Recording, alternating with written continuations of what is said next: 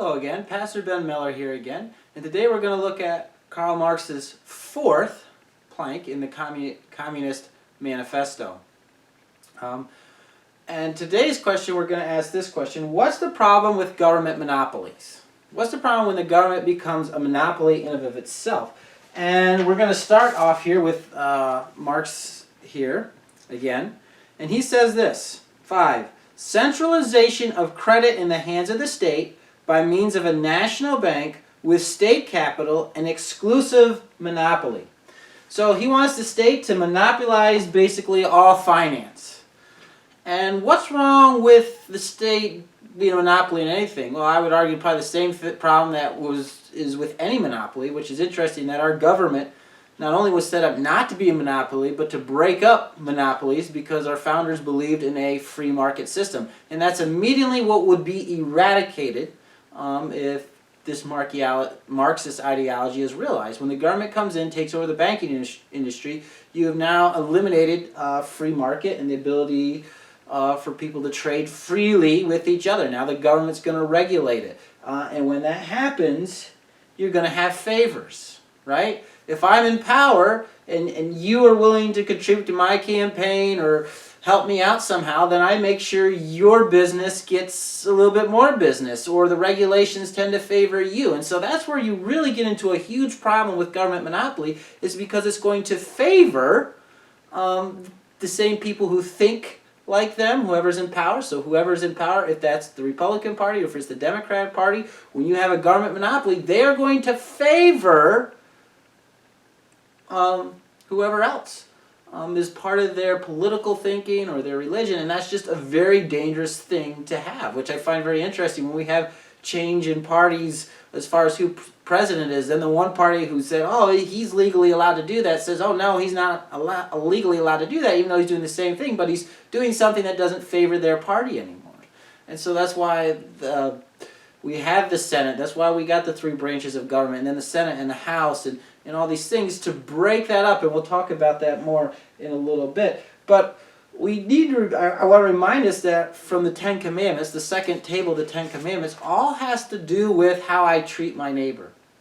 And not only should I not steal from my neighbor individually, like go to Walmart and shoplift, I should not use the government to steal from my neighbor either. And I think you can see that even throughout Scripture, like with Ahab, a story that we talked about, King Ahab, and Naboth's vineyard. Right? We're not to use our power or position or use other people's power and position to steal, to covet, to commit adultery with our neighbor. Okay? That is, I think, very clear in Scripture.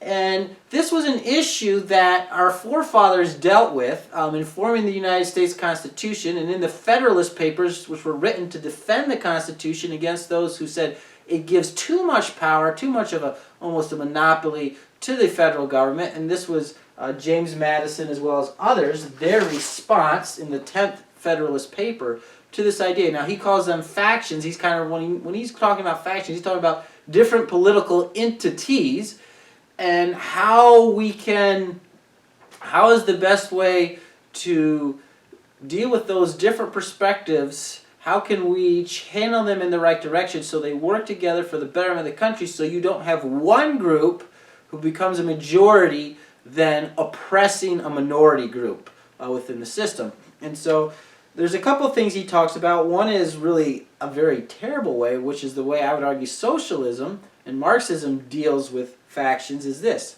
There are, again, two methods of removing the cause of factions, all right? And like I said, Madison is really going to try to direct and channel factions. He's not going to try to destroy factions or remove the cause of them.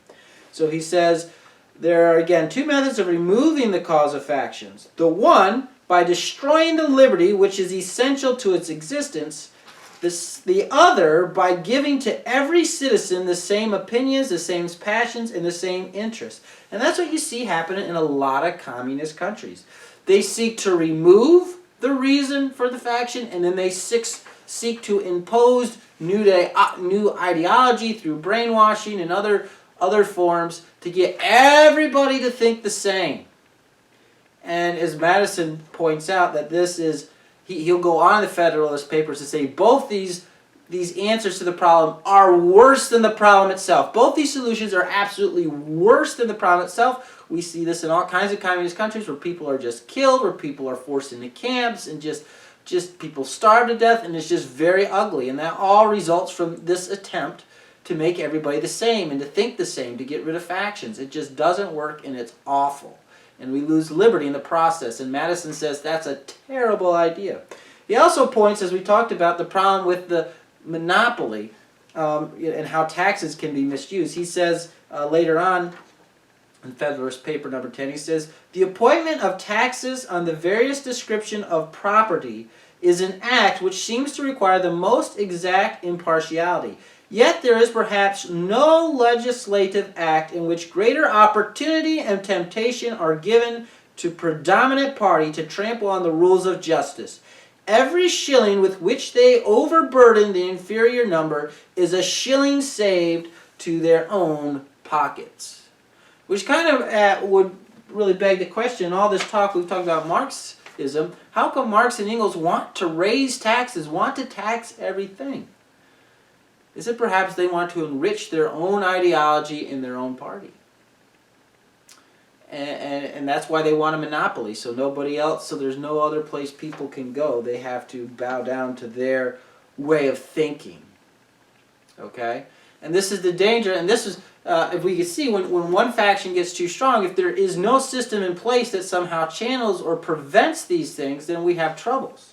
And now, now Madison is going to go on and explain how to combat the problem of factions. He says, "The inference to which we are brought is that the cause of factions cannot be removed, and their relief is only to be sought in the means of controlling its effects." And so that's really what he's trying to make the argument, that the United States Constitution is the best system for controlling the effects. And so he says more of, if you really want to get the full gist of what he says, you should go look up the 10th Federalist Paper by Madison and read it for yourself. But this is the last quote from him I'm going to have today.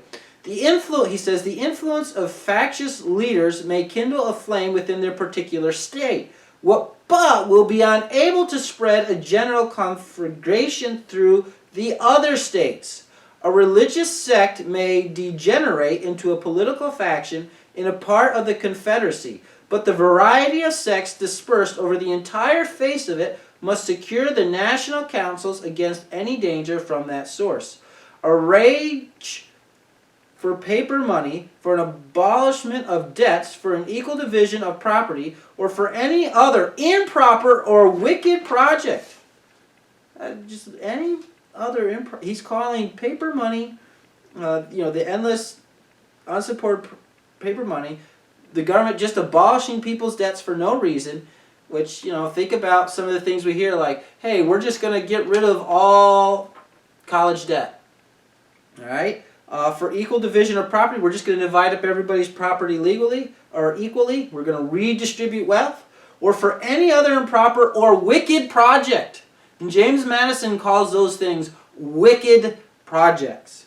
Will be less apt to pervade the whole body of the Union than a particular member of it, in the same proportion as such a malady is more likely to taint a particular county or district than the entire state. And so his point is the United States is big enough that it has all these different states in it that if one state goes bad, all the other states will have enough balancing power to say, no, you guys can be a shipwreck, but we don't want to be involved with that. And that's part of the reason, too, why states used to pick, instead of having the people of the state vote on who the state senator would be, the state legislature would vote on them. Because the state, for example, if New York State does some really bad things, they get in financial trouble, why should Congress pass a law that says tax money from Pennsylvania should go to bail out New York State? They made the mistakes, we did not. We cannot bail them out from making bad decisions. The only thing that's going to help that state is if they change from making bad decisions and begin making good decisions.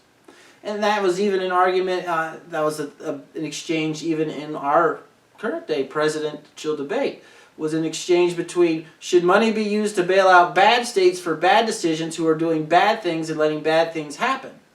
Or because we're all one, we should just, bail bad decision making out.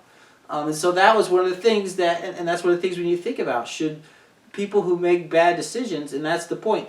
The spectrum is so broad, and there's so many different factions and so many different people's agendas that in order to get anything done, we have to work together, and it's really hard for one group to really get a full majority enough to really oppress the other group. I mean, and that's kind of was the idea of the Constitution and the system that was set up.